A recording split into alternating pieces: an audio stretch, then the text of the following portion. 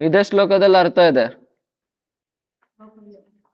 ಅರೆ ಮೊದಲನೇ ಫಸ್ಟ್ ಲೈನಲ್ಲಿ ತೃಣಾದಪಿ ಹುಲ್ಲಿಗಿಂತ ಕಡಿಮೆ ಅನ್ಕೊಬೇಕು. ಎರಡನೇದು ಮರಕ್ಕಿಂತ ಸಹನೆ ಇರಬೇಕು.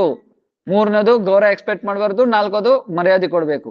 ಎಕ್ಸ್ಪೆಕ್ಟ್ ಮಾಡ್ಬಾರ್ದು, ಕೊಡ್ಬಾರ್ದು. ಈ 4 6 ಲಕ್ಷಣ ಇರುತ್ತೋ ಅವರೇ ನಿತ್ಯ ಹರಿನಾಮ ಮಾಡಕ್ಕಾಗೋದು ಕಂಟಿನ್ಯೂಸ್ ಆಗಿ.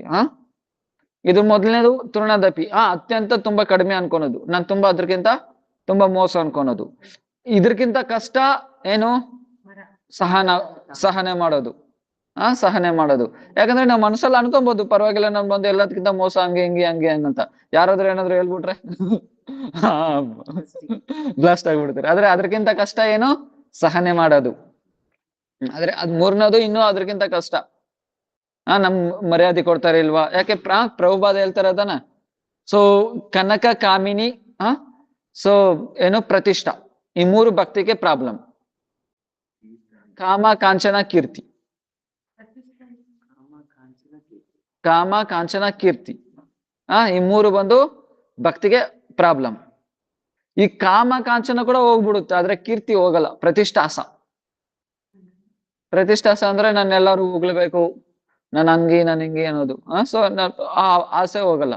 ಈ 2 ಬೇಕಂದ್ರೆ ಬಾಹ್ಯ ಇದು ಹೋಗ್ಬಿಡುತ್ತೆ. ಸೊ ಹಂಗೆ ಹಿಂಗೆ ಕಷ್ಟ ಬಿದ್ದಿ ಅದು ಇದು ಎಲ್ಲ ಏನ್ ಬೇಕಂದ್ರೆ ಮಾಡ್ಬಿಟ್ಟು ಹೋಗ್ಬಿಡುತ್ತೆ. ಆದ್ರೆ ಅಷ್ಟು ಈಸಿಯಾಗಿ ಹೋಗಲ್ಲ. ಆದ್ರೂ ಪ್ರಯತ್ನ ಮಾಡಿ ಏನೋ ಸಾಧಕರು ಗೆದ್ದು ಬಿಡ್ತಾರೆ. ಆದ್ರೆ ಮೂರನೇದು ಆಗಲ್ಲ. ಪ್ರತಿಷ್ಠಾಸ. ಪ್ರತಿಷ್ಠಾಸ, ಕನಕ ಕಾಮಿನಿ. ಸೊ ಅದಕ್ಕೆ ಪ್ರಭುಪಾದ ಹೇಳ್ತಾರೆ, ಒಂದು ಕೀರ್ತನೆ ಬರ್ದಿಕ್ಕಿದ್ದಾರೆ ಅದ್ರ ಮೇಲೆ. ಸೊ ಸಾಧಕ ಕೆ ಅಂತ, ಸಾಧಕ ಕೆ ಅಂತ. ಸೊ ಅದ್ರಲ್ಲಿ ಬರ್ತಾರೆ, ಸೊ ಪ್ರತಿಷ್ಠಾರ ಆಸ ಸೂಕರ ಇರವಿಷ್ಟ. ಅದ್ರಲ್ಲಿ ಹೇಳ್ತಾರೆ, ಸೊ ಪ್ರತಿಷ್ಠಾರ ಆಸ ಸೂಕರ ಇರವಿಷ್ಟ ಅಂದ್ರೆ ಪ್ರತಿಷ್ಠಾ ಆಸ ಇದೆ ತಾನೆ, ಅದು ಬಂದು ಸೂಕರ ಅಂದ್ರೆ ಏನು? ಹಂದಿದ್ ಮಲ ತರ. ಹಂದಿದ್ ಮಲ ತರ. ಎಕ್ಸಾಂಪಲ್, ಮನುಷ್ಯರ ಮಲ ಆದ್ರೂ ಹಂದಿ ತಿನ್ನುತ್ತೆ, ಆದ್ರೆ ಹಂದಿ ಮಲ ಅದೇನ್ಗೆ ಯೂಸ್ ಆಗಲ್ಲ. ಆ ಪ್ರತಿಷ್ಠೆ ಅನ್ನೋದು ಆ ತರ. ಆದ್ರೇನು ಬಂದು ಅದನ್ನು ಬಿಡಕ್ ಆಗಲ್ಲ. ಅಷ್ಟು ವೇಸ್ಟ್ ಆಗಿದ್ರೇನು, ಅಷ್ಟು ತುಂಬಾ ನೀಚ ಆಗಿದ್ರೇನು, ಆದ್ರೆ ಆ ಪ್ರತಿಷ್ಠಾಸ ತುಂಬಾ ತುಂಬಾ ತುಂಬಾ ತುಂಬಾ ತುಂಬಾ ಗಾಢವಾಗಿರುತ್ತೆ ಹೃದಯದಲ್ಲಿ. ಅದು ಬಂದು ಅದಕ್ಕೆ ರಘುನಾಥ್ ದಾಸ್ ಗೋಸ್ವಾಮಿ ಮನಶಿಕ್ಷಾದಲ್ಲಿ ಹೇಳ್ತಾರೆ, ಏನು? ಪ್ರಭು ದೇವ ದೈತ ಸಾಮಂತ ಮತುಲಂ. ಅದಕ್ಕೆ ಒಂದೇ ಒಂದು ರೀಸನ್, ಅಂದ್ರೆ ಒಂದೇ ಒಂದು ಕಾರಣ, ಒಂದೇ ಒಂದು ದಾರಿ ಇರೋದು ಅದ್ರ ಹೋಗ್ಬೇಕಂದ್ರೆ ಏನು? ಪ್ರಭು ದೈತ ಸಾಮಂತ ಮತುಲಂ. ಆ ಪ್ರಭುಗೆ ಶರಣಾಗತಿ ಯಾರಾಗಿದ್ದಾರೋ ಅವ್ರ ಸೇವಕರಿಂದ ಮಾತ್ರನೇ ಈ ಮೂರನೇದು ಹೋಗೋದು. ಅವ್ರ ಸೇವೆಯಿಂದ ಮಾತ್ರನೇ ಮೂರನೇದು ಹೋಗೋದು. ಇಲ್ಲಾಂದ್ರೆ ಹೋಗಲ್ಲ. ಹೇಳ್ದಲ್ವಾ? ಯಾರ್ದು? ದಾಶರಥಿ. ದಾಶರಥಿ. ಸೊ ಅವ್ರ ಬಗ್ಗೆ ಹೇಳಿದ್ದೆ ಇಲ್ವಾ? ಎಷ್ಟು 10 ಸತಿ ಮೇಲೆ ಹೇಳಿರ್ತೀನಿ. ರಾಮಾನುಜಾಚಾರ್ಯ ಹತ್ರ ಒಬ್ರು ದಾಶರಥಿ ಅಂತ ಶಿಷ್ಯರಿದ್ರು. ಅವ್ರೇನ್ ಮಾಡ್ತಾ ಇದ್ರು? ರಾಮಾನುಜಾಚಾರ್ಯ ಕೂಡ ಏನಾದ್ರು ಶ್ಲೋಕ ಗೊತ್ತಿಲ್ಲ ಅಂದ್ರೆ ಇವ್ರು ಹೇಳ್ಕೊಡೋರು ಅಲ್ವಾ? ಸೊ ರಾಮಾನುಜಾಚಾರ್ಯ ಕೂಡ ಅಲ್ಲಿ ಮರ್ತು ಬಿಟ್ರೆ, ನೀನ್ ಬಾಯಿ ಮುಚ್ಚು.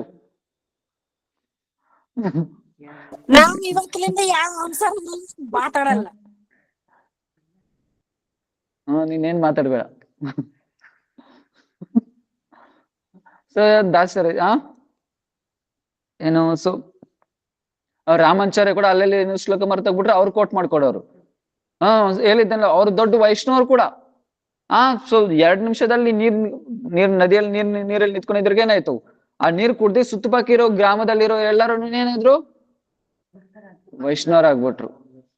ವೈಷ್ಣವರಾಗ್ಬಿಟ್ರು. ಆ ತರ ವೈಷ್ಣವರು ದಾಶರಥಿ. ಅವ್ರ ಕೀರ್ತಿ ಎಲ್ಲಾ ಜಾಗದಲ್ಲಿ ಇದೆ. ಎಲ್ಲಾರ್ಗೂ ಅವ್ರ ಬಗ್ಗೆ ಗೊತ್ತು. ದಾಶರಥಿ ಅಂದ್ರೆ ಅಷ್ಟು ದೊಡ್ಡವ್ರು ಅಂತ. ಆದ್ರೆ ರಾಮಾಚಾರ್ಯ ಏನ್ ಮಾಡ್ತಾರೆ ಅವ್ರನ್ನ? ಸೊ ಇದೇ ಶ್ಲೋಕಕ್ಕೆ ಅರ್ಥಕ್ಕೆ ಸರ್ವಧರ್ಮಾನ್ ಪರಿತ್ಯಜ ಮಾಮೇಕಂ ಶರಣಂ ವ್ರಜ ಅಹಂ ತಾಂ ಸರ್ವ ಪಾಪೇಭ್ಯೋ ಮೋಕ್ಷಯಿಷ್ಯಾಮಿ ಮಾ ಶುಚಃ. ಈ ಶ್ಲೋಕಕ್ಕೆ ಅರ್ಥ ಕೆಲವಾಗ ಏನ್ ಮಾಡ್ತಾರೆ ರಾಮಾನುಜಾಚಾರ್ಯ?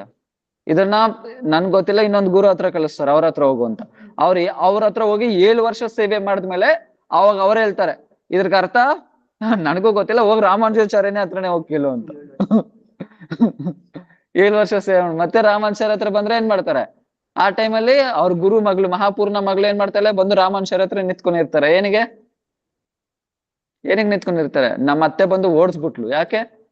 ನಮ್ಮ ಮನೆಯಲ್ಲಿ ನಾನೇ ಕೆಲಸ ಮಾಡ್ಬೇಕಾಗಿತ್ತು. ಪಾತ್ರೆ ತೊಳೆಯೋದು, ಅಡ್ಗೆ ಮಾಡೋದು, ಮನೆ ಒರೆಸೋದು, ಇದೆಲ್ಲ ಮಾಡ್ಬೇಕಾಗಿತ್ತು. ಮತ್ತೆ ನೀರ್ ಎಷ್ಟೋ ದೂರದಿಂದ ಎತ್ಕೊಬರ್ಬೇಕು. ನನ್ ಕೈಲಿ ಆಗಲ್ಲ ಅನ್ನಿದ್ರಕ್ಕೆ ಏನ್ ಹೇಳಿದ್ರು ನಮ್ಮತ್ತೆ?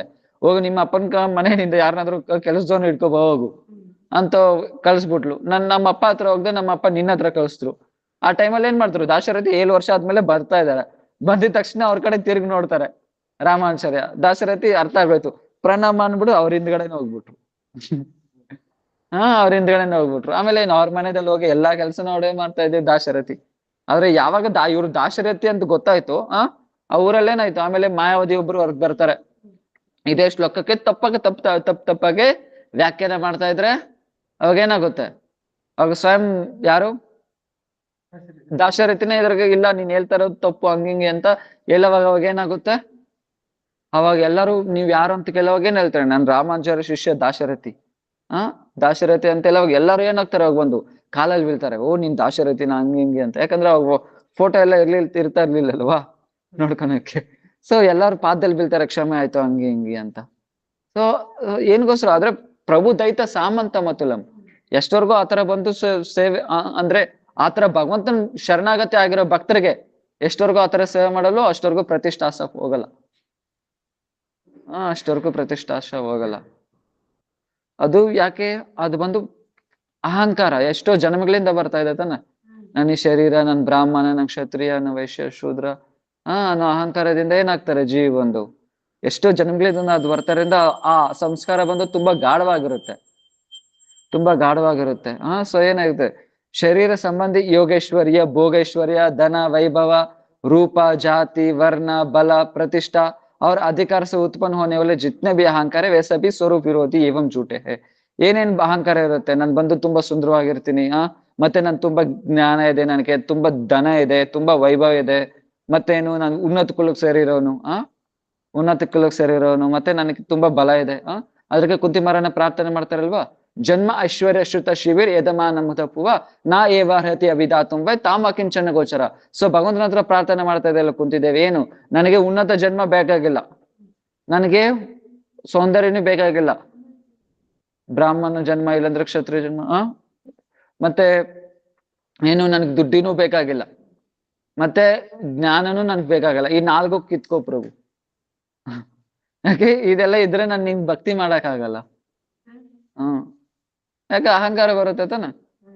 ಅದರಿಂದ ಅಂದ್ರೆ ಇದು 4 ಕಿತ್ಕೋ ಅಂದ್ರೆ ಈ 4 ಇರೋ ಅಭಿಮಾನನ ಕಿತ್ಕೋ ಅಂತ. ಈ 4 ಇದು ಅಭಿಮಾನನ ಕಿತ್ಕೋ ಅಂತ. ಸ್ವಲ್ಪ ಏನ್ ಮಾಡ್ತಾರೆ, ಬಂದು ಕುಂತಿಮಾರಾಣಿ ಪ್ರಾರ್ಥನೆ ಮಾಡ್ತಾರೆ, ಕುಂತಿಮಾರಾಣಿ ಪ್ರಾರ್ಥನೆ ಮಾಡ್ತಾರೆ. ಸೊ ಯಾಕೆ ಇದು ಬಂದು ಭಕ್ತಿಗೆ ಬಂದು ಆಟಂಕ, ಭಕ್ತಿಗೆ ಪ್ರಾಬ್ಲಮ್. ಆದ್ರೆ ಯಾವಾಗ ಸೊ ಭಕ್ತಿಗೆ ಏನು ಜ್ಞಾನ ಇದೆಲ್ಲ ಏನು ಬೇಕೇ ಬೇಕಾಗಿರ್ಲಿಲ್ಲ. ಭಕ್ತಿಗೆ ಏನು ಭಗವಂತ ಏನು ನೋಡಲ್ಲ, ಕೇವಲ ಭಕ್ತಿ ತುಷ್ಯತಿ ಕೇವಲ ನಾಚ ಗುಣೈರ್ ಭಕ್ತ ಪ್ರಿಯೋ ಮಾಧವ. ಭಗವಂತ ಏನ್ ನೋಡ್ತಾರೆ, ಬೇರೆ ಏಕ ಮಾತ್ರ ಭಕ್ತಿ ಮಾತ್ರ ನೋಡ್ತಾರೆ. ಯಾಕೆ, ಸೊ ಎಕ್ಸಾಂಪಲ್ ಮಹಾಪ್ರಭು ಬಂದು ಶ್ರೀರಂಗಂಗೆ ಹೋಗ್ತಾರೆ ಅಲ್ವಾ, ಶ್ರೀರಂಗಮಲ್ಲಿ ಹೋಗ್ತಾ ಇರುವಾಗ ಎಲ್ಲಾರು ಏನ್ ಮಾಡ್ತಾ ಇರ್ತಾರೆ, ಭಗವದ್ಗೀತಾ ಅದು ಎಲ್ಲ ಶಾಸ್ತ್ರ ಎಲ್ಲ ಹೋಗ್ತಾ ಇರ್ತಾರೆ. ಆದ್ರೆ ಒಬ್ರು ಒಂದು ಸಾಧು ಏನ್ ಮಾಡ್ತಾ ಇರ್ತಾರೆ, ಒಂದು ಭಗವದ್ಗೀತಾನ ಹಿಂಗ್ ಉಲ್ಟಾ ಇಕ್ಕೊಂಡು ಅಳ್ತಾ ಇರ್ತಾನೆ. ಉಲ್ಟಾ ಇಕ್ಕೊಂಡು ಹಿಂಗ್ ಅಳ್ತಾ ಇರ್ತಾನೆ. ಮಹಾಪ್ರಭು ಅವ್ರ ಹತ್ರ ಹೋಗ್ತಾರೆ, ಯಾಕೆ ಅಳ್ತಾ ಇದೀಯಾ, ಯಾಕೆ ಅಳ್ತಾ ಇದೆಯಾ. ಸೊ ಎಲ್ಲಾರು ಬಂದು ಶಾಸ್ತ್ರ ಓದ್ತಾ ಇದ್ದಾರೆ, ನನ್ಗೆ ಓದಕ್ಕೆ ಬರಲ್ಲ, ಆದ್ರೆ ನಮ್ ಗುರುಗಳು ಹೇಳಿದ್ರು ಭಗವದ್ಗೀತೆ ಓದು ಅಂತ. ಆದ್ರೆ ನನಗೆ ಇದ್ರಲ್ಲಿ ಏನು ಗೊತ್ತಾಗ್ತಾ ಇಲ್ಲ. ಅದ್ರದ್ದೇ ಅಳ್ತಾ ಇದ್ಯಾ, ನಾನು ಅದ್ರ ಕಲ್ತಾ ಇಲ್ಲ, ಯಾಕೆ ಅಳ್ತಾ ಇದ್ ಮತ್ತೆ ಇನ್ನೇನ್ ಕಲ್ತಾ ಇದೀಯಾ. ಸೊ ನೋಡಿ, ಭಗವಂತ ಸಾಕ್ಷಾತ್ ಭಗವಂತ ಏನ್ ಮಾಡ್ತಾ ಇದ್ದಾನೆ ಇವಾಗ, ಅರ್ಜುನನ್ಗೆ ರಥಸಾರಥಿಯಾಗಿ ಹೋಗ್ತಾ ಇದ್ದಾನೆ. ಅದು ನೋಡ್ಬಿಟ್ಟು ನನಗೆ ಈ ತರ ಆಶ್ಚರ್ಯ ಬರ್ತಾ ಇದೆ ಅಂತ ಹೇಳುವಾಗ ಏನಾಗುತ್ತೆ, ಮಹಾಪ್ರಭು ಆಲಿಂಗನ ಮಾಡ್ಕೊಂತಾರೆ. ಭಗವದ್ಗೀತೆ ನಿಜವಾಗ್ಲೂ ನಿಮ್ದೇ ಅರ್ಥ ಆಗುತ್ತೆ. ಮತ್ತೆ ಡೈಲಿ ನಾವ್ ಆಡ್ತಿಲ್ವಾ, ಜಯ ದ್ವಿಜ ಪತ್ನಿ ಜಯ ನಾಗ ಕನ್ಯಾಗಣ ದ್ವಿಜ ಪತ್ನಿ. ದ್ವಿಜ ಪತ್ನಿ ಎಲ್ಲಿ ಪರಿಕ್ರಮ ಯುಗ್ಲು ಕೂಡ ಹೋಗ್ತೀರಿ ವರ್ಷ ಎಲ್ಲಿ ಬಾತ್ರೋಲ್ ಅನ್ನೋ ಜಾಗ. ಬಾತ್ರೋಲ್ ಅನ್ನೋ ಜಾಗದಲ್ಲಿ ಏನಾಯ್ತು, ಅಲ್ಲಿ ಬಂದು ಕೃಷ್ಣ ಬಲರಾಮ್ ಹಸು ಮೇಯ್ಸಕ್ ಹೋಗ್ತಾರೆ. ಹಸು ಮೇಯ್ಸಕ್ ಹೋಗೋವಾಗ ಏನಾಗುತ್ತೆ, ಅವ್ರಿಗೆ ಹೊಟ್ಟೆ ಹಸಿತಾ ಇರುತ್ತೆ.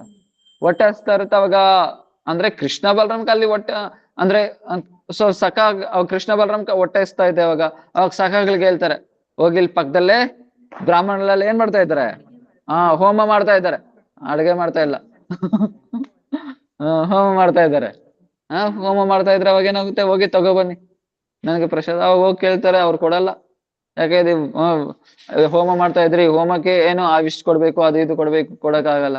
ಆಮೇಲೆ ಮತ್ತೆ ಅವ್ರು ಬಂದ್ ಹೇಳ್ತಾರೆ, ಅದೇ ಕೃಷ್ಣ ಬಲರ ಮತ್ತೆ ಅವ್ರ ಹೆಂಡತಿ ಹತ್ರ ಹೋಗಿ ಅವ್ರ ಹೆಂಡತಿ ಹತ್ರ ಹೋಗಿ ಕೇಳಿದ್ರೆ ಅವಾಗ ಏನಾಯ್ತು, ಅವ್ರ ಹೆಂಡತಿ ತಗೊಂಬಂದು ಓರ್ ಬಂದ್ ಕೊಡ್ತಾರೆ. ಆಮೇಲೆ ಏನಾಯ್ತು, ಅವಾಗ ಹೆಂಡತಿ ಹೋಗಿ ಹೇಳ್ತಾರೆ ಅಲ್ವಾ, ಸೊ ಮತ್ತೆ ನಾವ್ ಮನೆಗೆ ಹೋಗಲ್ಲ. ಇಲ್ಲ, ನೀವ್ ಮನೆಗೆ ಹೋಗಿ, ಆಮೇಲೆ ಹೋದ ಮೇಲೆ ಏನಾಯ್ತು, ಅವಾಗ ಬ್ರಾಹ್ಮಣರೆಲ್ಲ ಪಾದದಲ್ಲಿ ಬೀಳ್ತಾರೆ ಅಲ್ವಾ. ಯಾಕೆ ನಾವು ಬಂದು ಇದೆಲ್ಲ ಏನ್ಗೋಸ್ಕರ ಮಾಡ್ತಾ ಇರೋದು, ಏಕ ಮಾತ್ರ ಭಗವಂತ ಸಂತುಷ್ಟಿಗೋಸ್ಕರ. ಆದ್ರೆ ಸ್ವಯಂ ಭಗವಂತನೇ ಬಂದು ಕೇಳುವಾಗ ನಾವು ಕೊಟ್ಟಿಲ್ಲ ಅಂದ್ರೆ ಮತ್ತೆ ನಾವು ಮಾಡಿ ಏನ್ ಲಾಭ. ಸೊ ನಾವ್ ಏನಾಗಿದ್ರು ಆಕ್ಚುಲಿ ಅಲ್ಲಿ ಬ್ರಾಹ್ಮಣರು ಬಂದು ಅದಿ ವಿಧಿ ನಿಯಮದಲ್ಲಿ ಬಂಧ ಆಗ್ಬಿಟ್ಟಿದ್ರು. ಬಂಧ ಆಗ್ಬಿಟ್ಟಿದ್ರು. ಸೊ ಅವ್ರಿಗೇನ ಫಸ್ಟ್ ಫೀಲಿಂಗ್ ಇತ್ತು ನಾವು ಬ್ರಾಹ್ಮಣರು ಹಂಗೆ ಹಿಂಗೆ ಅಂತ. ಆದ್ರೆ ಪ್ರಭು ಅದ್ರಕ್ ಸಿಕ್ಲಿಲ್ಲಲ್ವಾ ಭಗವಂತ. ಸೊ ಇದೆಲ್ಲ ದೂರ ಆದ್ರೇನೆ ಸಿಗೋದು. ಭಗವಂತ ದೂರ ಆದ್ರೇನೆ ಸಿಗೋದು. ಸೊ ಅದ್ರಿಗೆ ಇದೆಲ್ಲ ಎಷ್ಟವರೆಗೂ ಇರುತ್ತೋ ಅಷ್ಟವರೆಗೂ ನಿತ್ಯ ರೂಪದಲ್ಲಿ ಹರಿನಾಮ್ ಮಾಡಕ್ಕಾಗಲ್ಲ. ಇದೆಲ್ಲ ಏನು ನಮ್ ಸ್ವರೂಪಕ್ಕೆ ಬಂದು ವಿರುದ್ಧ. ನಮ್ ಸ್ವರೂಪಕ್ಕೆ ವಿರುದ್ಧ. ಅದ್ರಾಗೆ ತಾನೆ ಮಹಾಪ್ರಭು ಹೇಳ್ತಾರೆ, ನೀನ್ ಬಂದು ಉನ್ನತ ಕುಲದಲ್ಲಿ ಯಾವ್ದು ನಾಹಂ ವಿಪ್ರೋ ನಚ ನರಪತಿರ್ ನಾಪಿ ವೈಶ್ಯ ನ ಶೂದ್ರೋ ನಾಹಂ ವರ್ಣಿ ನಚ ಗೃಹಪತಿರ್ ನಾ ವನಸ್ತೋ ಯತಿರ್ವ. ನಾನ್ ಬಂದು ಬ್ರಾಹ್ಮಣ ಅಲ್ಲ, ನಾನ್ ಬಂದು ಕ್ಷತ್ರಿಯ ಅಲ್ಲ, ನಾನ್ ಬಂದು ವೈಶ್ಯನೂ ಅಲ್ಲ, ನಾನ್ ಬಂದು ಶೂದ್ರನೂ ಅಲ್ಲ, ನಾನ್ ಬ್ರಹ್ಮಚಾರಿನೂ ಅಲ್ಲ, ಗೃಹಸ್ಥನೂ ಅಲ್ಲ, ವಾನಪ್ರಸ್ಥನೂ ಸನ್ಯಾಸಿನೂ ಅಲ್ಲ. ಇದೆಲ್ಲ ಏನು ಅಭಿಮಾನ. ಇದೆಲ್ಲ ನಾನ್ ಬಂದು ಸೊ ಎಕ್ಸಾಂಪಲ್ ನಾನ್ ಬಂದು ಏನಾದ್ರು ನನ್ನ ಒಂದು ಬ್ರಾಹ್ಮಣ ಇಲ್ಲಾಂದ್ರೆ ಒಂದು ನನ್ನ ಸನ್ಯಾಸಿ ಅಂತ ಅಭಿಮಾನ ಇದ್ರೆ ಒಂದು ಚಿಕ್ಕ ಸೇವೆ ಏನಾದ್ರು ಬರುತ್ತೆ ಅಂತ ಇಟ್ಕೊಳ್ಳಿ. ಒಂದು ಚಿಕ್ಕ ಸೇವೆ ಏನಾದ್ರು ಬರುತ್ತೆ, ಅದು ಭಗವಂತನ ಸೇವೆ. ಅವಾಗ ಏನ್ ಮಾಡ್ಬೇಕು, ನನ್ ಸನ್ಯಾಸಿ ಆ ತರ ಸೇವೆ ನಾನು ಹೆಂಗ್ ಮಾಡ್ಲಿ ಹೋಗಿ ಅನ್ನೋ ಅಭಿಮಾನ ಬರುತ್ತೆ ಅಲ್ವಾ. ಆದ್ರೆ ಬಂದು ಅವಾಗ ವೈಷ್ಣವ ಹೆಂಗಾದ್ರು ಸೊ ಭಗವಂತನಿಗೆ ಯಾವ ತರ ಸಂತುಷ್ಟಿನೋ ಅದು ಮಾಡೋದೇ ಸೇವೆ ಆಗುತ್ತೆ. ಆದ್ರೆ ಸನ್ಯಾಸಿ ಅಂತ ಅಭಿಮಾನ ಮಾತ್ರ ಮತ್ತೆ ಸನ್ಯಾಸಿ ಆಗಿನಿ ಏನ್ಲವಾ.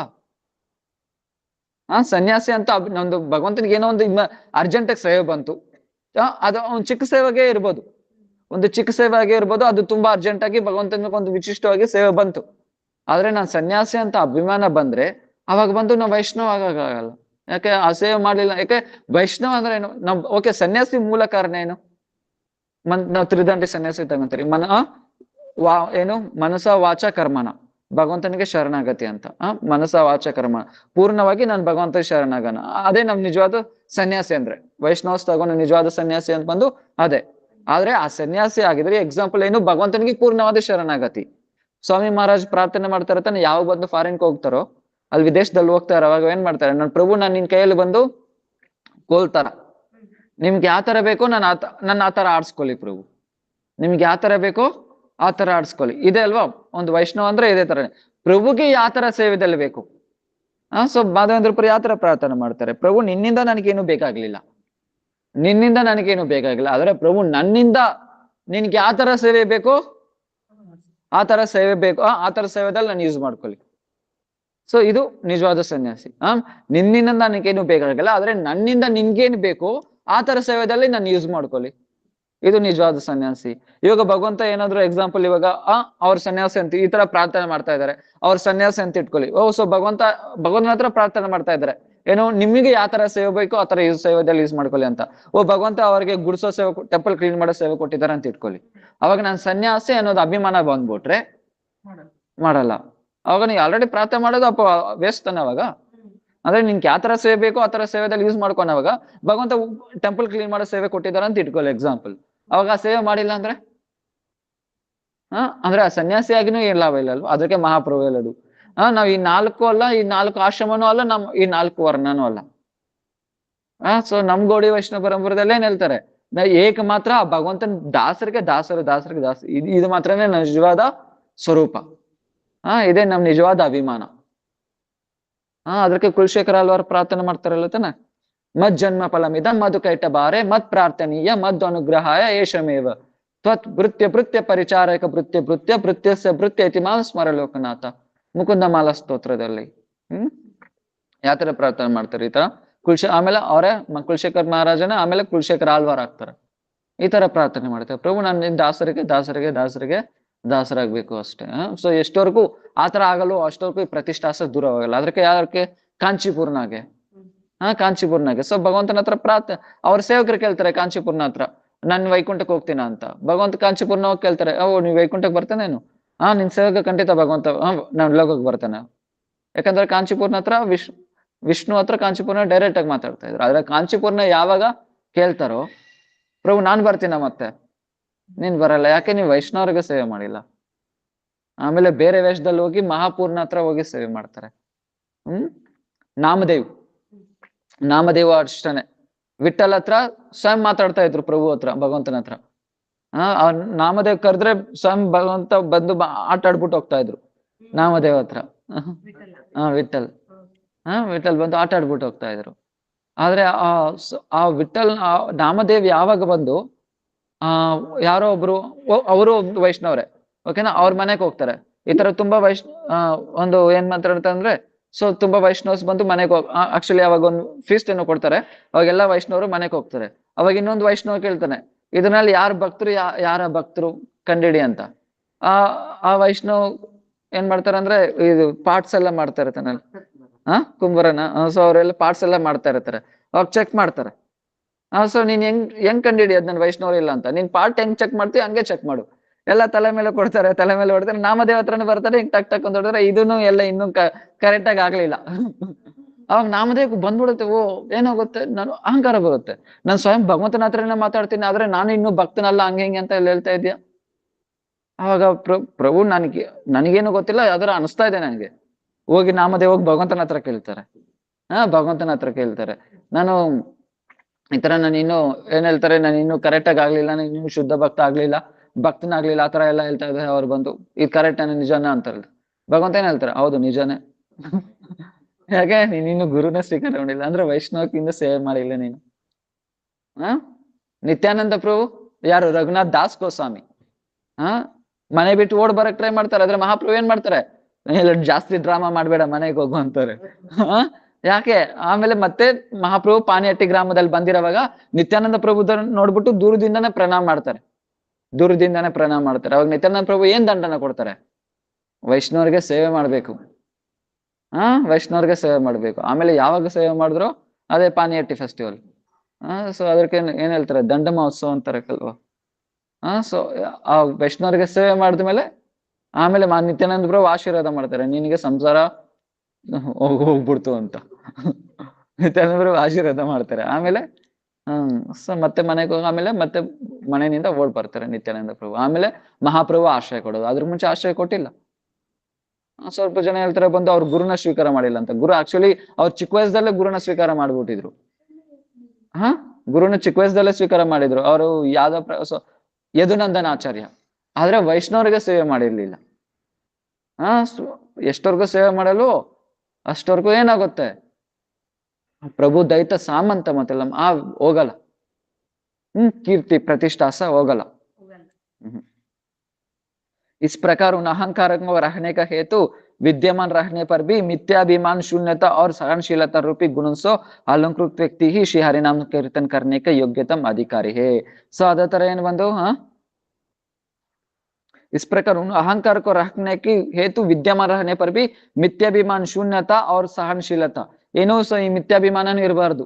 ಏನು ನಾನು ವೈಷ್ಣವ ಆಗಿರ್ಲಿ, ಬ್ರಹ್ಮಚಾರಿ ಆಗಿರ್ಲಿ, ಈ ತರ ಅಭಿಮಾನನೂ ಇರಬಾರ್ದು. ಮತ್ತೆ ಸಹನಶೀಲತಾ ಇರ್ಬೇಕು. ಈ ತರ ಗುಣಗಳು ಯಾರು ಇರುತ್ತೋ ಅವ್ರು ಮಾತ್ರನೇ ಶ್ರೀ ಹರಿನಾಮ್ ಕೀರ್ತನ್ ಕರ್ನೆ ಮಾಡೋದಕ್ಕೆ ಯೋಗ್ಯತೆ. ಸೊ ಇವಾಗ ಇದೆಲ್ಲ ಬಿಟ್ಟಾಕಿ, ಸೊ ಇವಾಗ ಬಂದು ನೋಡು, ಫುಲ್ ಪ್ರಪಂಚನೇ ಏನ್ ಮಾಡುತ್ತೆ, ದೂಷಣೆ ಮಾಡುತ್ತೆ. ಸೊ ಬ್ರಹ್ಮ ಏನ್ ಪ್ರಾರ್ಥನೆ ಮಾಡ್ತಾರೆ ಒಂದು ಅರ್ಥ ಮಾಡ್ಕೊಳ್ಳಿ. ಬ್ರಹ್ಮ ಏನ್ ಪ್ರಾರ್ಥನೆ ಮಾಡ್ತಾರೆ, ಯದ್ಯಪಿ ಸಮಾಧಿಶು ವಿಧಿರಪಿ ಪಶ್ಯತಿ ನಾ ತವ ನಾಕಾಗ್ರೆ ಮರಿಚಿಂ. ಬ್ರಹ್ಮ ಸಮಾಧಿ ಅವಸ್ಥೆಯಲ್ಲಿ ಎಷ್ಟೋ ವರ್ಷಗಳು ತಪಸ್ಸೆ ಮಾಡ್ತಾರೆ, ಆದ್ರೇನು ಭಗವಂತನ ನಾಕ ಕೂಡ ದರ್ಶನ ಆಗ್ಲಿಲ್ಲ, ಉಗುರು ಕೂಡ ದರ್ಶನ ಆಗ್ಲಿಲ್ಲ. ಯಾರಿಗೆ, ಬ್ರಹ್ಮಗೆ. ಅಂದ್ರೆ ಈ ಬ್ರಹ್ಮಾಂಡದಲ್ಲಿ ಮೊದಲಿನ ಜೀವಿ. ಇನ್ನು ಭಗವಂತನ ಸೊ ಯೋಗಿಗಳು ಕೋಟಿ ಕೋಟಿ ಸಂವತ್ಸರ ತಪಸ್ಸೆ ಮಾಡ್ತಾರೆ, ಅವ್ರಿಗೆ ಜ್ಯೋತಿಗಳ ಸ್ವರೂಪ ಕೂಡ ದರ್ಶನ ಆಗಲ್ಲ. ಅಂಡಾಂತರಸ್ಥ ಪರಮಾಣು ಛಾಯಾಂತರ. ಸೊ ಪಂತಾಸ್ತು ಕೋಟಿ ಶತವತ್ಸರ ಸಂಪ್ರಗಮ್ಯ ವಾಯುರೋ ತಾಪಿ ಮನಸ್ಸೋ ಮುನಿ ಪುಂಗಮಾನಂ. ಬ್ರಹ್ಮಜ್ಯೋತಿ, ಭಗವಂತನ ಜ್ಯೋತಿ. ಅದ್ರಗೋಸ್ಕರ ತಪಸ್ಸೆ ಮಾಡ್ತಾರೆ ಕೋಟಿ ಕೋಟಿ ಸಂವತ್ಸರಗಳು, ಅದು ಕೂಡ ಅವ್ರಿಗೆ ದರ್ಶನ ಆಗಲ್ಲ ಯೋಗಿಗಳಿಗೆ, ಬ್ರಹ್ಮಗಳಿಗೆ. ಇನ್ನು ಭಗವಂತ ಪೂರ್ತಿನವಾಗಿ ದರ್ಶನ ಆಗ್ತಾರೆ ಅಂದ್ರೆ ಅದು ಸಾಧಾರಣವಾಗಿರ್ತಾರ.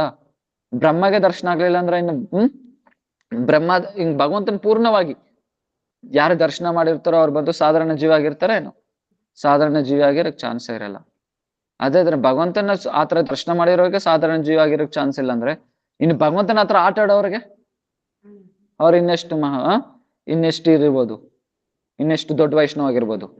ಸರಿ, ಭಗವಂತನ ಹತ್ರ ಆಟ ಆಡೋದೇ ಇಲ್ಲ, ಭಗವಂತನಿಗೆ ತಾಯಿಯಾಗಿ ಬಂದಿದ್ದಾರೆ ಅಂದ್ರೆ ಇವಾಗ ಬ್ರಹ್ಮ 60,000 ಅಷ್ಟು ವರ್ಷಗಳು ತಪಸ್ಸು ಮಾಡಿದ್ರು.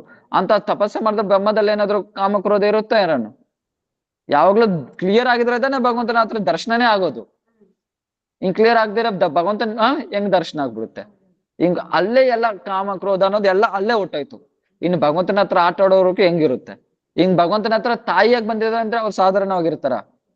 ಆ ತರ ಬಂದಿದ್ರೆ ಅವ್ರಿಗೆ ಸ್ವಲ್ಪ ಮಾತು ಸರಿ ಇರುತ್ತೆ, ಅಂದ್ರೆ ಈರ್ಷ್ಯೆ ಹೆಂಗಿರುತ್ತೆ ಅವ್ರಿಗೆ? ಜಲಸ್ ಹೆಂಗಿರುತ್ತೆ? ಆದ್ರೆ ಎಲ್ಲಾರು ಲೋಕ ಎಲ್ಲ ನಿಂದನೆ ಮಾಡ್ತಾರೆ ಯಾರನ್ನ? ಕೈಕೇಯಿನ. ಕೈಕೇಯಿನ.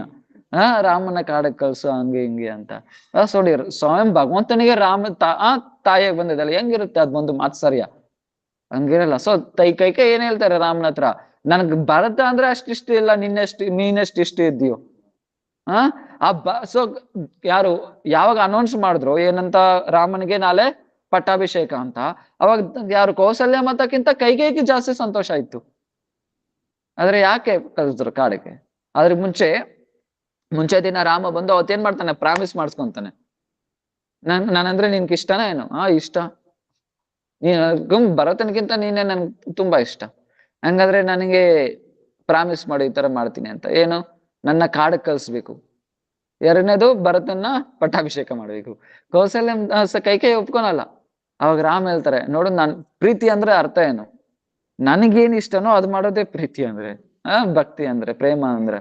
ಆದ್ರೆ ನಿನ್ಗಿಷ್ಟ ಬಂದಿದ್ ಮಾಡ್ಕೊಂಡ್ರೆ ಅದು ಭಕ್ತಿ ಆಗಲ್ಲ. ಅದ್ರಾಗ ಹೇಳ್ತಾರೆ ತಾನೆ, ತೊಮಾರೋ ಸೇವಾಯೋ ದುಃಖ ಹೊಯ್ಯೋ ಜೊತೋ ಸೇಯಿತೋ ಪರಮ ಸುಖ.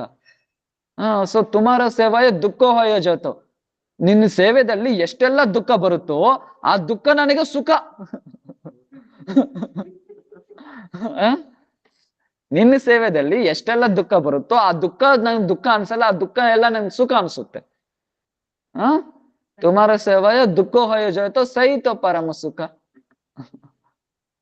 ದುಃಖ ಎಲ್ಲ ನನಗೆ ಅಂತ ಅನಿಸುತ್ತೆ, ಪರಮ ಸುಖ ನನಗೆ. ಪರಮ ಸುಖ.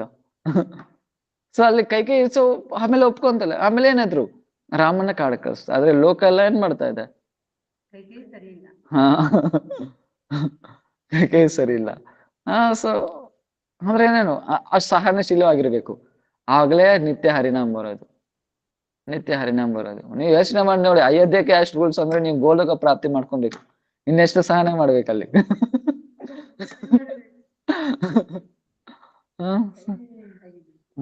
ಎಷ್ಟು ಸಹನೆ ಮಾಡ್ಬೇಕಾಗುತ್ತೆ. ಸೊ ಇಲ್ಲಿ ಬೆಂಗಾಲಿನ ಬೈತಾ ಇರ್ತೀನಿ, ಬೈಕೊಂತ ಇರ್ತಲ್ಲ ಇವಾಗ. ಇಲ್ಲ ಇವಾಗೆಲ್ಲ ಬೈದೆ ಅಲ್ವಾ? ನನಗೆ प्रभु तुम्हारा सेवा जतो बंगाली में आप बोला ना आपने। ओके कीर्तन में आता है, देखो कल बताता हूँ उस कीर्तन का नाम मैं भूल गया। तो गुस्सा रहता है, अभी बोलना एक बार। कल बता तो आओ यार, वो देख के पूरा कीर्तन बताता हूँ। तुम्हारा आवाज नहीं आ रहा है।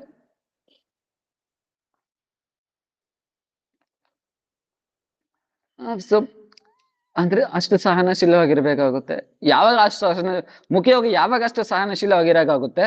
ಯಾವಾಗ ಯಾರಕ್ ಅಭಿಮಾನ ಇರಲು, ಯಾರಕ್ ಅಭಿಮಾನ ಇರಲು ಅವ್ರದ ಇರಕಾಗುತ್ತೆ. ಇಲ್ಲಾಂದ್ರೆ ಸ್ವಲ್ಪ ಅಭಿಮಾನ ಬಂದ್ಬಿಟ್ರೇನೆ ಏನಾಗುತ್ತೆ, ಯಾರು ಸಹನಶೀಲವಾಗಿ ಇಮಿಡಿಯೇಟ್ ಬ್ಲಾಸ್ಟ್ ಆಗ್ಬಿಡ್ತಾರೆ, ಇಲ್ಲಾಂದ್ರೆ ಬ್ಲಾಸ್ಟ್ ಮಾಡ್ಬಿಡ್ತಾರೆ. ಸೊ ಬ್ಲಾಸ್ಟ್ ಮಾಡ್ಬಿಡ್ತಾರೆ. ಸೊ ಏನು ಇದು? ಯಾಕಂದ್ರೆ ಇದೆಲ್ಲ ಬದ್ಧಜೀವಿ ಲಕ್ಷಣ ಅಲ್ಲ. ಇದು ಬದ್ಧಜೀವಿ ಲಕ್ಷಣ ಈ ತರ ಇರಕ್ ಆಗಲ್ಲ. ಈ ತರ ಇರಕ್ಕಾಗಲ್ಲ.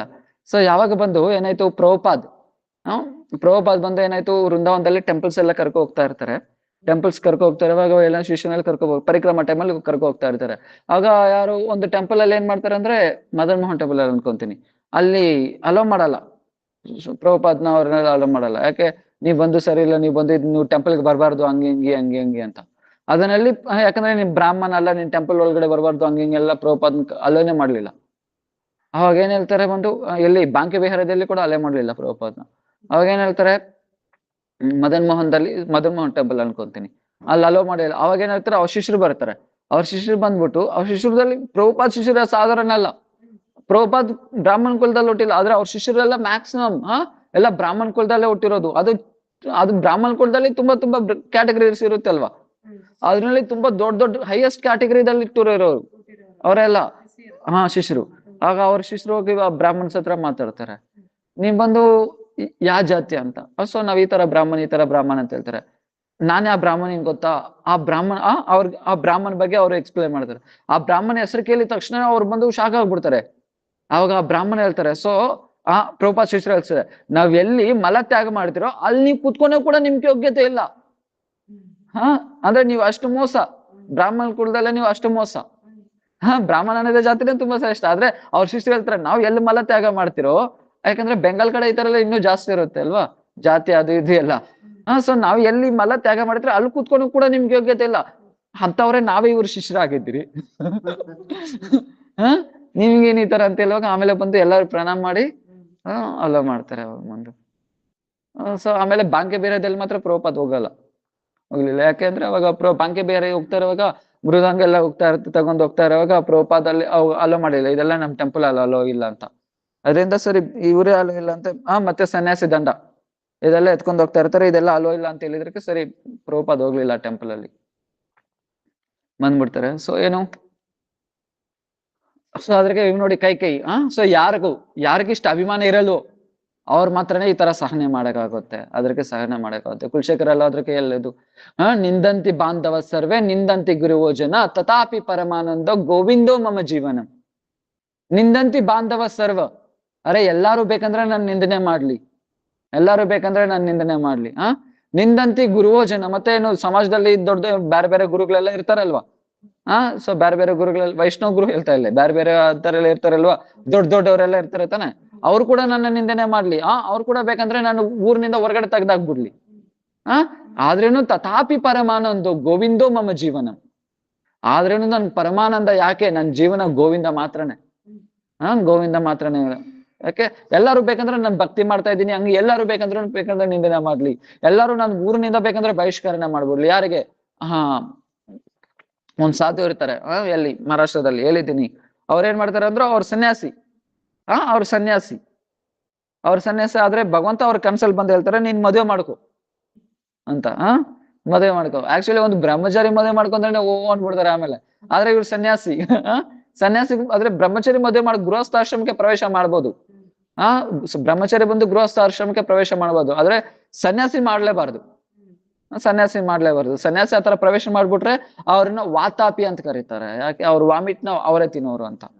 ಯಾಕೆ? ವಾಮಿಟ್ ತರ ತ್ಯಾಗ ಮಾಡ್ಬಿಟ್ರು ಸಂಸಾರನ, ಮತ್ತೆ ಹೋಗಿ ಅದನ್ನ ತಿಂತಾ ಇದಾರೆ ತಾನೆ. ಅದರಿಂದ ಅದು ತುಂಬಾ ನಿಕೃಷ್ಟ, ಒಂದು ಸನ್ಯಾಸಿ ಮತ್ತೆ ಗೃಹಸ್ಥಾಶ್ರಮದಲ್ಲಿ ಪ್ರವೇಶ ಮಾಡೋದು ಅನ್ನೋದು. ಆದ್ರೆ ಈಗ ಭಗವಂತ ಬಂದು ಹೇಳಿದ್ದಾರೆ ಮಾಡ್ಕೊಂತ. ಇವಾಗ ನೋಡಿ, ಇವಾಗ ಇದೇ ಫಸ್ಟ್ ಹೇಳ್ದಲ್ವಾ, ಒಂದು ಸನ್ಯಾಸಿ ಇವಾಗ ಸನ್ಯಾಸಿ ಇದು ಏನೇ ಆಗಿರ್ಲಿ, ಬ್ರಹ್ಮಚಾರಿ ಆಗಿರ್ಲಿ ಸನ್ಯಾಸಿ ಆಗಿರ್ಲಿ, ಎಲ್ಲ ಅಲ್ಟಿಮೇಟ್ ಏನು ಭಗವಂತನ ಪ್ರಸನ್ನ ಮಾಡೋದು. ಅದಕ್ಕೋಸ್ಕರನೇ ವರ್ಣಾಶ್ರಮ ಧರ್ಮ ಅನ್ನೋದು ಅಲ್ವಾ. ವರ್ಣಾಶ್ರಮಾಚಾರ ಯಥ ಪುರಾಣ ಪುರುಷೋಪಮನ್ ವಿಷ್ಣುರ್ ಆರಾಧ್ಯತೆ ಪಂಥ ನಾಣ್ಯತೆ ತೋಷ ಕಾರಣಂ. ಇದೆಲ್ಲ ಇರೋದು ಒಂದೇ ಒಂದು ಲಕ್ಷಣಕ್ಕೋಸ್ಕರ. ಏನಕ್ಕೋಸ್ಕರ ಅಂದ್ರೆ ವಿಷ್ಣು ಪ್ರಸನ್ನಕ್ಕೋಸ್ಕರ. ವಿಷ್ಣುರ್ ಆರಾಧ್ಯತೆ ಪುಂಸ, ವಿಷ್ಣು ಪ್ರಸನ್ನಕ್ಕೋಸ್ಕರ ಮಾತ್ರನೇ ಇರೋದು. ಓಕೆ, ನೀನ್ ಬ್ರಾಹ್ಮಣ ಕುಲದಲ್ಲೇ ಬಿಟ್ಟಿರ್ಬೋದು, ಆದ್ರೆ ನೀನ್ ಭಜನೆ ಮಾಡ್ಲಿಲ್ಲ ಅಂದ್ರೆ ಯೇಷ ಪುರುಷಂ ಸಾಕ್ಷಾತ್ ಆತ್ಮ ಪ್ರವಮೇಶ್ವರಂ ನ ಭಜಂತಿ ಅವಜಾನಂತಿ ಸ್ಥಾನ ಭ್ರಷ್ಟ ಪತಂತಿ ಅದ. ಓಕೆ, ಅವ್ರ ಬ್ರಾಹ್ಮಣ ಕುಲದಲ್ಲೇ ಹುಟ್ಟಿರ್ಬೋದು, ಅವ್ರ ಗ್ರೇಟ್ ಸ್ಕಾಲರೇ ಆಗಿರ್ಬೋದು, ಎಷ್ಟೇ ವಿದ್ವಾನೇ ಆಗಿರ್ಬೋದು, ಆದ್ರೆ ನಾ ಭಜಂತಿ ಅವಜಾನಂತಿ, ಅವ್ರ ಭಜನೆ ಮಾಡಿಲ್ಲ ಅಂದ್ರೆ ಆ ಬ್ರಾಹ್ಮಣ ಇದರಿಂದ ಕೂಡ ಅವ್ರು ಭ್ರಷ್ಟ ಆಗ್ಬಿಡ್ತಾರೆ. ಬ್ರಾಹ್ಮಣ ಕುಲದಿಂದ ಏನಾಗ್ಬಿಡ್ತಾರೆ? ಭ್ರಷ್ಟ ಆಗ್ಬಿಡ್ತಾರೆ. ಅದಕ್ಕೆ ಹೇಳ್ತಾರೆ ವಿಪ್ರಾದ್ವಿಷದ್ಗುಣಯುತ ಧರ್ವಿಂದ ನಾಭ ಪಾದಾರವಿಂದಂ ಸ್ವಪಚಂ ಪರಿಷ್ಟಂ ಮನ್ಯೇ ತದರ್ಪಿತ ಮನೋವಚನೆ ಹಿತಾರ್ಥ ಪ್ರಾಣಂ ಪುಣಾತಿ ಸಕುಲಂ ನತಿ ಗುರುಮಾನ. ಅವರಿಗೆ ಬ್ರಾಹ್ಮಣ ಲಕ್ಷಣದಲ್ಲಿ ಎಲ್ಲಾನು ಇರ್ಲಿ. ಸೊ ಬ್ರಾಹ್ಮಣ ಲಕ್ಷಣಗಳು ಎಲ್ಲಾನು ಇರ್ಲಿ. ಏನು? ಕ್ಷಮೋದಮತ ಶಿಕ್ಷಂ ಶಾಂತಿ ರಾಜ್ಯವೇಚ ಜ್ಞಾನ ವಿಜ್ಞಾನ ಸಂವಿಘ್ನ ಬ್ರಹ್ಮಕರ್ಮ ಸ್ವಭಾವಜ. ಅವ್ರಿಗೆ ಎಲ್ಲಾ ಬ್ರಾಹ್ಮಣ ಲಕ್ಷಣಗಳು ಇದ್ರೇನು ಅವ್ರು ವಿಷ್ಣು ಭಜನೆ ಮಾಡಿಲ್ಲ ಅಂದ್ರೆ ಅವ್ರು ಬಂದು ಏನು ಬ್ರಾಹ್ಮಣಕ ಇರೋ ಯೋಗ್ಯತೆನೇ ಇಲ್ಲ. ಆದ್ರೆ ಒಬ್ರು ಚಂಡಾಲ್ ಕುಲದಲ್ಲಿ ಬಿಟ್ಟಿದ್ದಾರೆ, ಆದ್ರೆ ವಿಷ್ಣುನ ಭಜನೆ ಮಾಡಿದ್ರೆ ಅವರೇ ಶ್ರೇಷ್ಠ. ಇಲ್ಲಿ ಸನ್ಯಾಸಿಗ್ ಏನ್ ಬಂತು ಇವಾಗ? ಮತ್ತೆ ಮದುವೆ ಮಾಡ್ಕೊ ಅಂತ ಬಂತು. ಯಾರು ಹೇಳ್ತಾ ಇರೋದು? ಭಗವಂತ. ಸನ್ಯಾಸಿ ಮೂಲ ಲಕ್ಷಣ ಏನು? ಅಂದ್ರೆ ಸನ್ಯಾಸಿ ಧರ್ಮ ಬಂದು ಮಾಡ್ಕೋಬಾರ್ದು. ಆದ್ರೆ ಸನ್ಯಾಸಿ ಏನ್ಗೋಸ್ಕರ ತಗೊಳೋದು? ಭಗವಂತನ ಸಂತುಷ್ಟಿಗೋಸ್ಕರ. ಈಗ ಸನ್ಯಾಸಿ ಧರ್ಮ ಮಾಡ್ಬೇಕಾ, ಇಲ್ಲಾಂದ್ರೆ ಈಗ ಭಗವಂತನ ಮಾತು ಕೇಳ್ಬೇಕಾ? ನೀ ಭಗವಂತನ ಮಾತಿ ತರ ಬಂದು ಹೇಳಿದ್ರು ಅಂತ ಯಾರು ಒಪ್ಕೊಂತಾರೆ? ನೀನು ಎಲ್ಲಾರು ಬಂದು ಉಗಿತಾರೆ ಮಗದ ಮೇಲೆ ಅಲ್ವಾ. ಏನ್ ಮಾಡಿದ್ರಿ ಇವಾಗ? ಸೊ ಅದಕ್ಕೆ ಹೇಳ್ನಲ್ವಾ, ತುಮಾರ ಸೇವಾಯ ದುಃಖ ಹೊಯ್ಯ ಜೊತೆ ಸೇಯಿತೋ ಪರಮ ಸುಖ. ಸೇವೆ ಮಾಡಿದ್ರೆ ದುಃಖ ಅಲ್ವಾ? ನಿನ್ ಸೇವೆದಲ್ಲಿ ಎಷ್ಟೆಲ್ಲ ದುಃಖ ಬರುತ್ತೋ ಆ, ನಿನ್ ಸೇವೆದಲ್ಲಿ ಎಷ್ಟೆಲ್ಲ ದುಃಖ ಬರುತ್ತೋ ಆ ದುಃಖ ನನಗ್ ದುಃಖ ಅನ್ಸಲ್ಲ, ಅದು ನನಗೆ ಸುಖ ಅನ್ಸುತ್ತೆ, ಪರಮ ಸುಖ. ಇವಾಗ ಏನ್ ಮಾಡಿದ್ರು, ಊರಿನಿಂದ ಹೊರಗಡೆ ಬಿಸಾಕ್ದ್ರು ಅವ್ರನ್ನ. ಹಾ, ಮದುವೆ ಆದ್ಮೇಲೆ ಅವ್ರಿಗೆ ಯಾರು ಭಿಕ್ಷೆ ಆಗ್ತಾ ಇಲ್ಲ, ಹಾ, ಹೇಗ್ ತಿನ್ನಾಗ ಏನು ಕೊಡ್ತಾ ಇಲ್ಲ ಅವ್ರಿಗೆ. ಊರಿಂದ ಯಾವ ಮುಟ್ಟಿರೋ ನೀರ್ ಯಾರೋ ಮುಟ್ಟಬಾರ್ದು, ಹಾ, ಈ ತರ ಎಲ್ಲ ಆಗ್ಬಿಟ್ರು. ಏನ್ಗೋಸ್ಕರ? ಭಗವಂತ ಬಂದು ಹೇಳಿದ್ರಗೋಸ್ಕರ. ಹಾ, ಭಗವಂತ ಬಂದು ಹೇಳಿದ್ರಗೋಸ್ಕರ. ಆಮೇಲೆ ಸೊ ಅವ್ರಿಗೇನಾಗುತ್ತೆ, ಹಾ, ಒಂದು ದೊಡ್ಡ ವೈಷ್ಣವ ಹುಡ್ತಾರೆ, ಅವರೇ ಜ್ಞಾನೇಶ್ವರ್. ಹಾ, ಜ್ಞಾನೇಶ್ವರ್ ಹೆಸರು ಕೇಳಿರ್ತೀರಲ್ವಾ? ಕತ್ತೆ ಕೈಯಲ್ಲಿ ಭಗವದ್ಗೀತಾ ಶ್ಲೋಕ ಹೇಳಿಸ್ತಾರೆ. ನಮ್ ಮನುಷ್ಯರ ಕೈಯಲ್ಲಿ ಹೇಳ್ಸಕ್ ಆಗ್ತಾ ಇಲ್ಲ.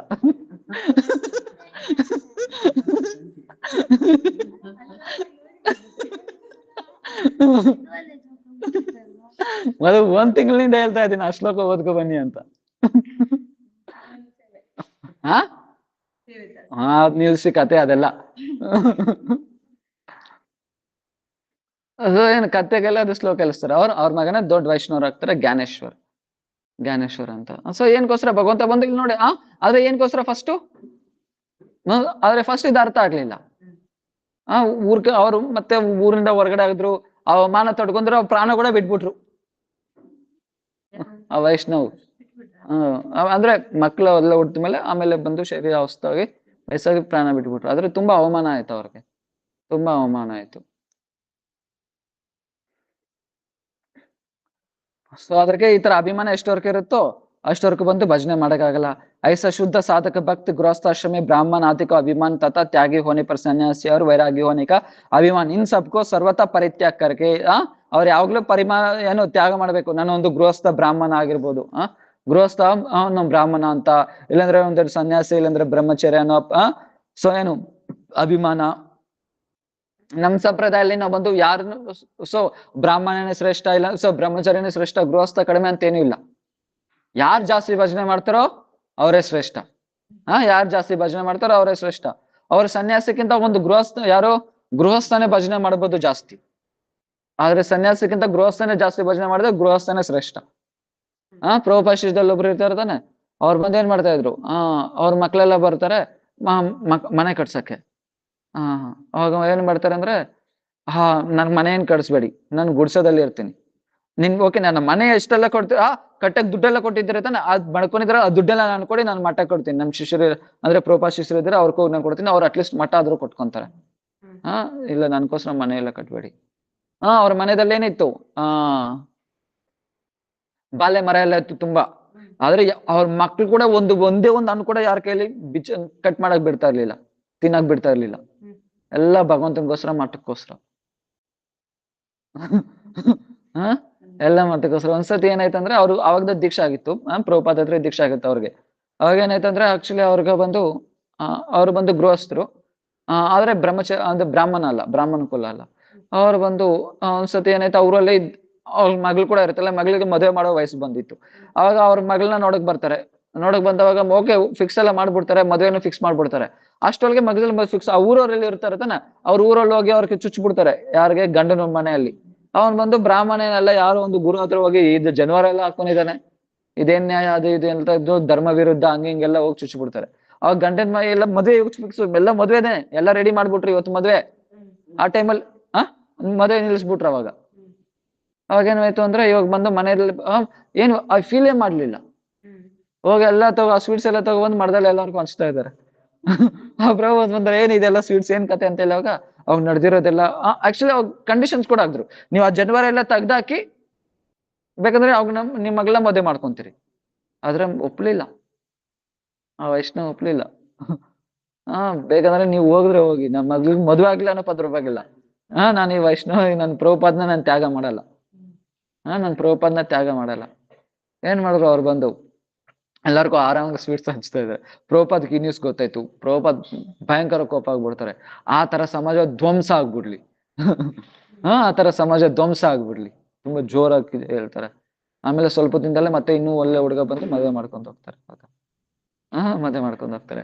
ಅವ್ರು ಬಂದು ಎಲ್ಲಿ ಟ್ರೈನಲ್ಲಿ ಹೋಗಿದ್ರು, ಮತ್ತೆ ನವದೀಪದಿಂದ ಮಾಯಾಪುರಕ್ಕೆ ಹೋಗ್ಬೇಕಾಗಿತ್ತು. ಮಾಯಾಪುರಲ್ಲಿ ಹೋಗಿ ಮಠ ಇದ್ದು ಟ್ರೈನ್ ನವದೀಪವರೆಗೂ ಬರ್ತಾ ಇತ್ತು. ಅವಾಗ ಬಂದು ಸೊ ಇದೆಲ್ಲ ಏನು ಸೈಕಲ್ ರಿಕ್ಷಾ ತರ ಎಲ್ಲ ಇತ್ತಲ್ವಾ, ಅದನ್ನಲ್ಲಿ ಕೂಡ ಅವ್ರು ಹೋಗ್ತಾ ಇರ್ಲಿಲ್ಲ, ನಡ್ಕೊಂಡು ಹೋಗ್ತಾ ಇರೋರು. ಯಾಕೆ 5 ಪೈಸಾ ಖರ್ಚಾಗುತ್ತಾ, ಆ 5 ಪೈಸಾ ನಾನು ಮಠಕ್ಕೆ ಕೊಡ್ಬೋದು. ಮಠಕ್ಕೆ ಕೊಡ್ಬೋದು, ಮಠಕ್ಕೆ ಕೊಡ್ಬೋದು ಅಂತ. ಸೊ ಆತರ ಎಲ್ಲ ವೈಷ್ಣವ ಇದ್ರು. ಸೊ ಅವ್ರು ಬಂದು ಜೀವಿತ ಪರ್ಯಂತ ಅವ್ರು ಬಂದು ಏನಿಲ್ಲ, ಅವ್ರು ಒಂದು ಚೂರು ಏನೇ ಬರ್ಲಿ, ಅವ್ರ ಹತ್ರ ಏನೇ ಪೈಸಾ ಬರ್ಲಿ, ಏನೇ ಇದು ಬರ್ಲಿ, ಎಲ್ಲ ಬಂದು ವೈಷ್ಣವ್ರಿಗೆ. ಅವ್ರ ಮಕ್ಳು ಮುಟ್ಟಕ್ ಬಿಡ್ತಾ ಇರ್ಲಿಲ್ಲ. ಮಕ್ಳು ಮುಟ್ಟಕ್ ಬಿಡ್ತಾ ಇರ್ಲಿಲ್ಲ ಅವ್ರು ಬಂದು. ಈ ತರ ಬಂದು ಗೃಹಸ್ಥಾಶ್ರಮದಲ್ಲಿ ಸೊ ಒಂದು ಸನ್ಯಾಸ ಕೂಡ ಈ ತರ ಲಕ್ಷಣ ಇಲ್ದಿರ ಇದ್ರೆ ಮತ್ತೆ ಆ ಗೃಹಸ್ಥನೇ ಶ್ರೇಷ್ಠ ಅಲ್ವಾ? ಗೃಹಸ್ಥನೇ ಶ್ರೇಷ್ಠ. ಸೊ ಅದ್ರಾಗೆ ಹೇಳ್ತಾರೆ, ನನ್ನೊಂದು ಬ್ರಾಹ್ಮಣ ಅಭಿಮಾನ ಆಗಿರ್ಬೋದು, ಇಲ್ಲಾಂದ್ರೆ ನನ್ನ ಸನ್ಯಾಸಿ ಅಂತ ಅಭಿಮಾನ ಆಗಿರ್ಬೋದು, ಇಲ್ಲಾಂದ್ರೆ ಒಂದು ಬ್ರಹ್ಮಚರ್ಯ ಅಂತ ಅಭಿಮಾನ ಆಗಿರ್ಬೋದು, ಇದನ್ನೆಲ್ಲ ಪರಿತ್ಯಾಗ ಮಾಡ್ಬೇಕಾಗುತ್ತೆ. ಇದೆಲ್ಲ ಪರಿತ್ಯಾಗ ಮಾಡಿ ಆವಾಗ್ದ ಏನ್ ಮಾಡ್ಬೇಕಾಗುತ್ತೆ ಅಂದ್ರೆ ಈ ಗೌರವನ ಪರಿತ್ಯಾಗ ಮಾಡಿದ್ರೆ ಆವಾಗ್ದ ಏನು ಕೃಷ್ಣ ನಾಮ ಸಂಕೀರ್ತನ ನಡೆಯೋದು. ಇದು ಅಮಾನಿ ಆಯ್ತು. ಇನ್ನೊಂದು 10 ನಿಮಿಷ ಐತೆ, ಇದು ಮುಗಿಸ್ಬಿಡೋಣ ಇವತ್ತು.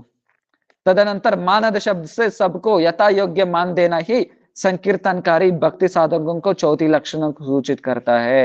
ಮತ್ತೇನು ಮಾನದ ಮರ್ಯಾದೆ, ಓಕೆ ಸಾರಿ, ಒಂದಕ್ಕಿಂತ 4 ಲಕ್ಷಣ ಅಲ್ವಾ? ಫಸ್ಟ್ ಉಳ್ಳಕ್ಕಿಂತ ತುಂಬಾ ಮೋಸ ಅನ್ಕೊಳೋದು, ಅದ್ರಕ್ಕಿಂತ ತುಂಬಾ ಕಷ್ಟ ಏನು ಸಹನೆ ಮಾಡೋದು. ಆದ್ರೆ ಸಹನೆ ಮಾಡಬೇಕಂದ್ರೆ ಪರವಾಗಿಲ್ಲ, ಅವ್ರನ್ನ ಬೈತಾ ಇದ್ರೆ ಅವ್ರಿಗೆ ಏನ್ ಮಾಡಬೇಕು, ಅವನ್ನ ಅನ್ನ ಕೊಟ್ಟು ಕಳಿಸ್ಬೇಕು. ಇದು ಸಹನೆ ಲಕ್ಷಣ. ಅದ್ರಕ್ಕಿಂತ ಫಸ್ಟ್ಗಿಂತ ಕಷ್ಟ ಎರಡನೇಕ್ಕಿಂತ ಕಷ್ಟ ಏನೋ ಮೂರನೇದು ಏನು ಮರ್ಯಾದೆನೇ ಎಕ್ಸ್ಪೆಕ್ಟ್ ಮಾಡ್ಬಾರ್ದು. ಅವ್ರನ್ನ ಬೈತಾ ಇದ್ರೇನು ಪರವಾಗಿಲ್ಲ, ಸುಮ್ನೆ ಬಾಯಿ ಮುಚ್ಕೊಂಡು ಹೋಗ್ಬೇಕಷ್ಟೇ. ಸುಮ್ನೆ ಬಾಯಿ ಮುಚ್ಕೊಂಡು ಹೋಗ್ಬೇಕು. ಯಾತರ ಬಂದು ಕೈಕೈನ ಲೋಕನ ಎಲ್ಲ ಫುಲ್ ನಿಂದನೆ ಮಾಡ್ತಾ ಇದೆ, ಆದ್ರೆ ಅವ್ರೇನ್ ಪ್ರತಿಫಲ ಮಾಡ್ಲಿಲ್ಲ. ಇನ್ನೇನ್ ಮಾಡ್ತು, ಸೊ ಯಾರು ಆ ಸನ್ಯಾಸಿನ ಎಲ್ಲ ಊರಿನಿಂದಾನೇ ಹೊರಗಡೆ ಹಾಕ್ದ್ರು, ಆದ್ರೆ ಅವ್ರೇನ್ ಇದ್ ಮಾಡ್ಲಿಲ್ಲ. ಓಕೆ, ಇದು ಮೂರನೇದಾಯ್ತು. ಅದೇ ಇದ್ರಕ್ಕಿಂತ ಕಷ್ಟ ಇನ್ನೇನು, ಯಾರು ನಮ್ಗೆ ಬೈತಾ ಇದಾರೋ ಅವ್ರಿಗೆ ಹೋಗಿ ಮತ್ತೆ ನಾವು ಮರ್ಯಾದೆ ಕೊಡೋದು.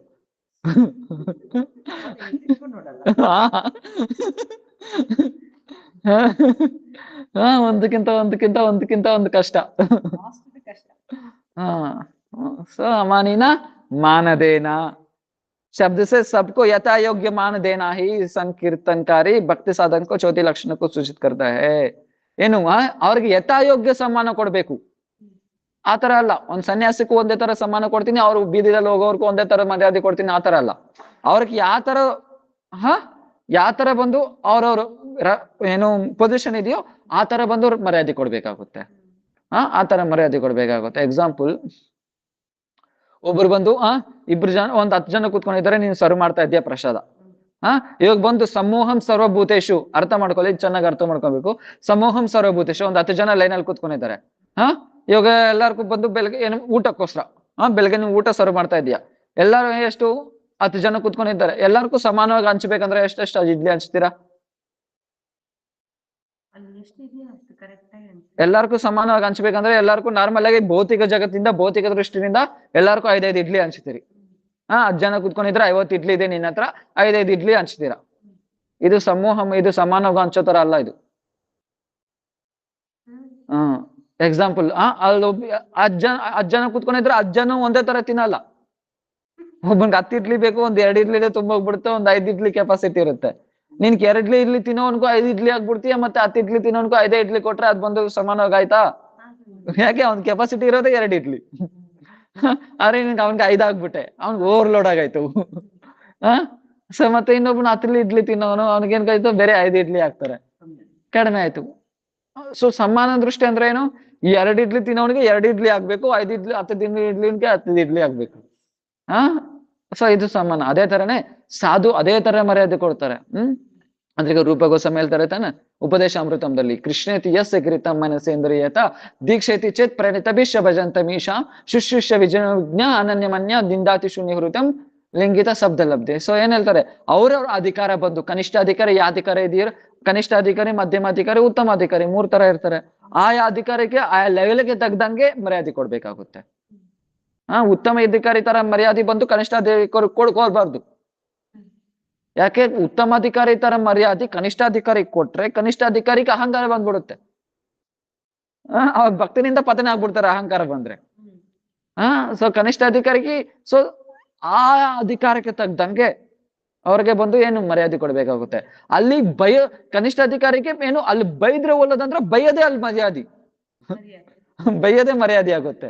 ಯಾಕೆ ಬಂದು ಇವಾಗ ಮರ್ಯಾದೆ ಕೊಟ್ರೆ ಅಲ್ಲಿ ಕನಿಷ್ಠ ಅಧಿಕಾರ ಅಹಂಕಾರ ಬರಂಗಿದ್ರೆ ಅದರಿಂದ ಭಕ್ತಿಗೆ ದೂರ ಆಗ್ತಾನೆ. ಆ ಟೈಮಲ್ಲಿ ಬೈಯೋದೇ ಕರೆಕ್ಟ್ ಆದ್ರೆ ಅದು ಬೈಯೋದೇ ಮರ್ಯಾದೆ ಕೊಡೋ ತರ.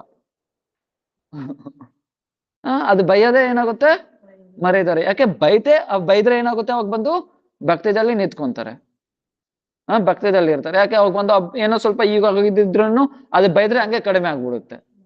ಆದ್ರೆ ನೀನ್ ಮರ್ಯಾದೆ ಕೊಟ್ಟಿದ್ದಿ ಅಂತ ಇಟ್ಕೋ, ಅವಾಗ ಏನಾಗುತ್ತೆ ಅಹಂಕಾರ ಇನ್ನೂ ಜಾಸ್ತಿ ಆಗುತ್ತೆ, ಅಹಂಕಾರದಿಂದ ಅಪರಾಧ ಆಗುತ್ತೆ, ಭಕ್ತಿನಿಂದ ದೂರ ಆಗ್ಬಿಡ್ತಾರೆ ಭಕ್ತಿನಿಂದ. ಸೊ ಅದ್ರಾಗ ಎಲ್ಲಿ ಹೇಳ್ತಾ ಇದ್ರೆ ಏನು ಚೌತಿ ಲಕ್ಷಣಕ್ಕೆ ಸೂಚಿತ ಯಥಾಯೋಗ್ಯ ಮಾನ್ದೇನ ಹಿ ಅವ್ರಿಗೆ ಯಾವ ತರ ಇದೆಯೋ ಆ ತರ ಬಂದು ಮರ್ಯಾದೆ ಕೊಡ್ಬೇಕಾಗುತ್ತೆ.